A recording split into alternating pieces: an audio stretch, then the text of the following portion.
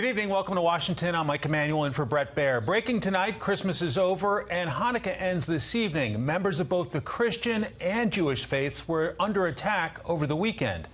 We have Fox Team coverage. Correspondent Jeff Paul's in Texas, where a gunman opened fire in a church, killing 2. But for a parishioner with a gun, it could have been much worse. Correspondent Jillian Turner looks at the rise of anti-Semitism, religious hate, and what President Trump is doing about it.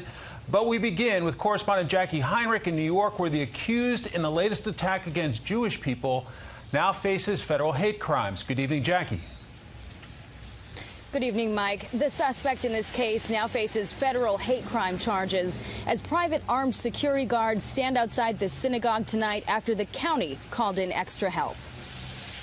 Ex-FBI, state police, and detectives. They'll be going to these in a very, very menacing, omnipresent truck.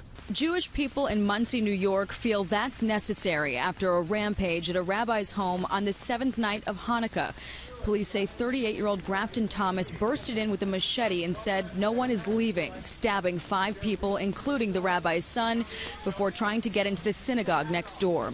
Worshippers chased the man out, throwing tables and chairs, and got his license plate. NYPD tracked him down in Manhattan, and investigators allegedly found disturbing evidence in his car, a journal with anti-Semitic statements and references to Nazis and Adolf Hitler. They also say Thomas researched other Jewish temples online. Scores of papers which frankly show the ramblings of a disturbed individual. New York Governor Andrew Cuomo labeled it an act of domestic terrorism and vowed to crack down on an alarming recent uptick in anti-Semitic attacks. Since December 23rd, there's been one anti-Semitic attack each day. On Christmas Day, a man in traditional clothing was punched in the face in Brooklyn. The day after, someone beat a Jewish mother over the head with a bag. A suspect in a third case is already back on the street. Under New York's new bail reform laws, she's not enough of a threat to be held before trial. She's accused of punching and yelling slurs at 3 Orthodox women. President Trump called for unity against anti-Semitism, but the Muncie suspect's family says this is not what it seems, claiming Thomas isn't part of any hate groups, but after serving in the Marines, he developed bipolar disorder and schizophrenia, being hospitalized many times. And because of his age, his mother could only do so much to get him help. He's always been a gentle giant with mental illness. Investigators have not commented on reports that this suspect is also being investigated in connection to another stabbing at a synagogue in this very same town last month. Mike. Jackie, how do the federal hate crime charges impact the potential sentence?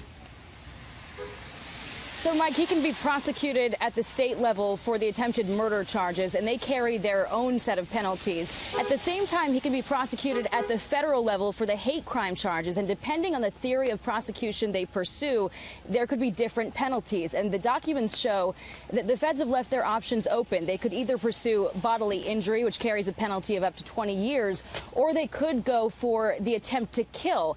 That means that he could be put away for life, or if one of the victims dies of their injuries, he could face the death penalty. Mike.